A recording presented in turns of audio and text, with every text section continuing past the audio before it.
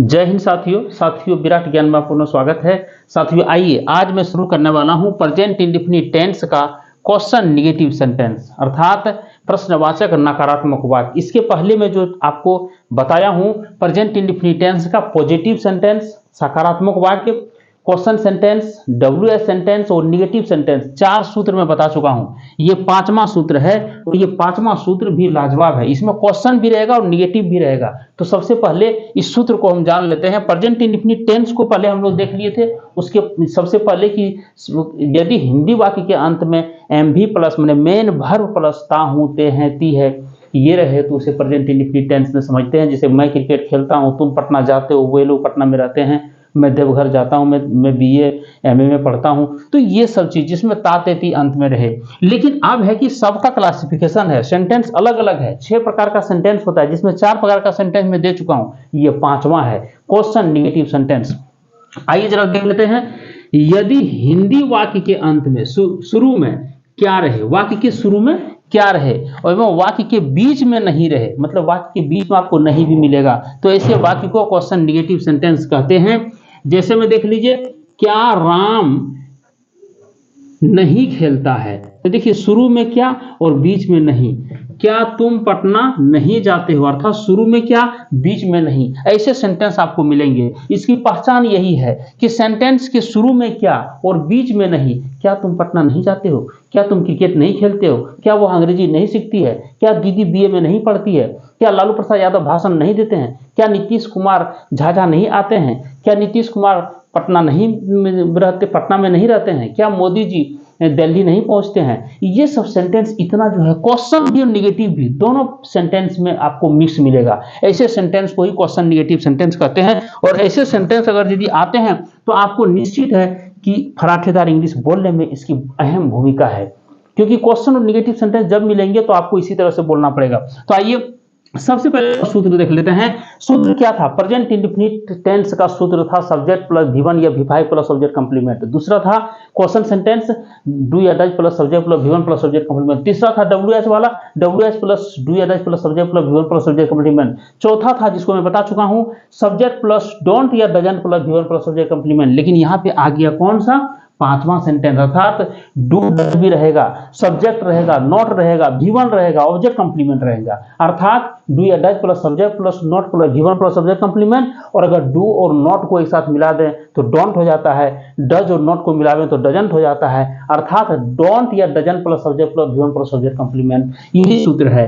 Do या does plus subject plus not plus V1 plus subject complement या don't या doesn't plus subject plus V1 plus subject complement. साथियों सूत्र को फराठेदार याद करना है, दिमाग में कॉन्सेप्ट बिठाना है। दिमाग में एक ऐसा कॉन्सेप्ट ले आइए ताकि आपकी भले दिमाग काम करना बंद करे या तो होठ काम करना बंद करे, लेकिन दोनों से कोई ना कोई आपके सेंटेंस को इंग्लिश में ट्रांसलेट करके बोलना शुरू कर देता है और उस स्थिति में आप धारा पर इंग्लिश बोलते हैं, आपको पता नहीं चलता है कि मैं कहां से बोल रहा हूं। इसीलिए सूत्र को कॉन्सेप्ट के साथ दिमाग में बिठा लीजिए। और सभी टेंस का 6 प्रकार का सेंटेंस होगा, 6 प्रकार का सूत्र होगा।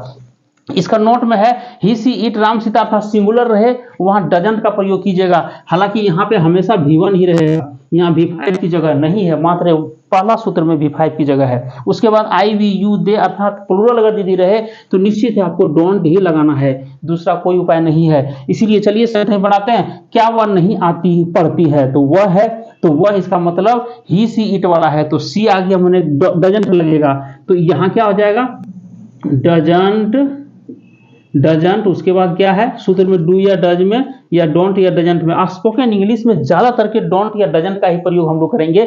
ज्यादातर स्पीकिंग इंग्लिश में फ्लुएंसी के साथ बोलने में ये बहुत कारगर सिद्ध होती है। डू और नॉट अलग अलग लगाने में समय भी ज्यादा लगता है और हमें एक बार सोचना भी पड़ता है, लेकिन डोंट या डजंट में सोचना नहीं पड़ता है। इसीलिए डोंट या डजंट का ही प्रयोग करेंगे। तो क्या हो जाएगा? डजंट सी, उसके बाद पढ़ती है, डजंट सी रीड, ये स्टडी। आइए अगला लेते हैं। क्या सोहन क्रिकेट नहीं खेलता है? यहां भी डजंट होगा इसलिए कि सोहन है singular. Doesn't Sohan play cricket. आप भी कमेंट में जरूर लिखिए। क्या भारत पाकिस्तान को नहीं हराता है? तो भारत कितने हैं? एक है, अर्थात सिंगुलर है, अर्थात 1 नंबर से सूत्र से बनेगा, पहले से ही बनेगा। तो क्या हो जाएगा? डजंट इंडिया, पहले से नहीं अर्थात डजंट से बनेगा, मतलब दोनों सूत्र एक ही है। डजंट इंडिया डिफीट पाक, DEFEAT, DEFEAT defeat, DEFEAT defeat पाक अर्थात पाकिस्तान। अगला है, क्या नीतीश कुमार भाषण नहीं देते हैं? भाषण देना का एड्रेस होता है, तो क्या हो जाएगा? नीतीश कुमार भी सिंगुलर है। डज नीतीश कुमार, एक बना देते हैं, इससे फर्स्ट नंबर से बनाते हैं। Does Nitish Kumar not address ADD नहीं होगा, ADRESS होगा सर।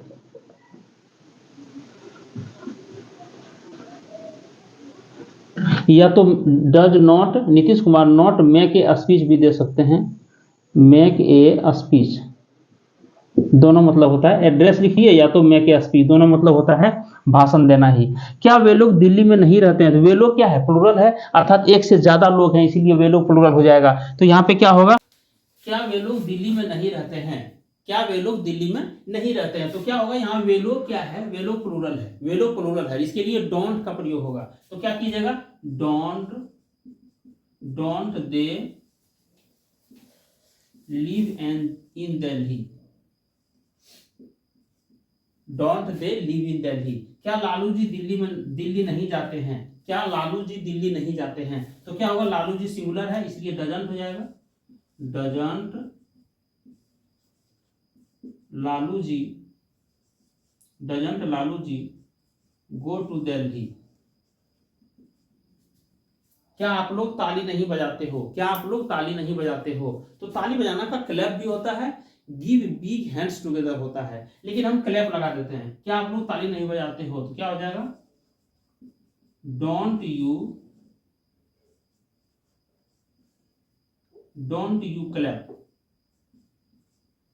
You clap. चलिए साथियों, इस वीडियो को बड़ा नहीं करते हुए मैं यहीं पे रोक रहा हूं। इसके बाद मैं आ रहा हूं WH निगेटिव सेंटेंस लेकर के। WH निगेटिव सेंटेंस निश्चित है सूत्र को मैं पुनः एक बार बोलता हूं, इसी तरह आपको ये बोलना है। सब्जेक्ट प्लस V1 या V5 प्लस सब्जेक्ट कंप्लीमेंट, डूएच plus subject plus V1 plus subject complement, WH plus डूएच plus subject plus V1 plus subject complement, subject plus don't या doesn't plus V1 plus subject complement, don't या doesn't plus subject plus V1 plus subject complement, और अंतिम जो बताने वाला हूं WH plus don't या doesn't plus subject plus V1 plus subject complement. इसी तरह सूत्र को याद कीजिए। चलिए नए वीडियो के साथ पुनः मिलते हैं। जय हिंद साथियों, जय भारत।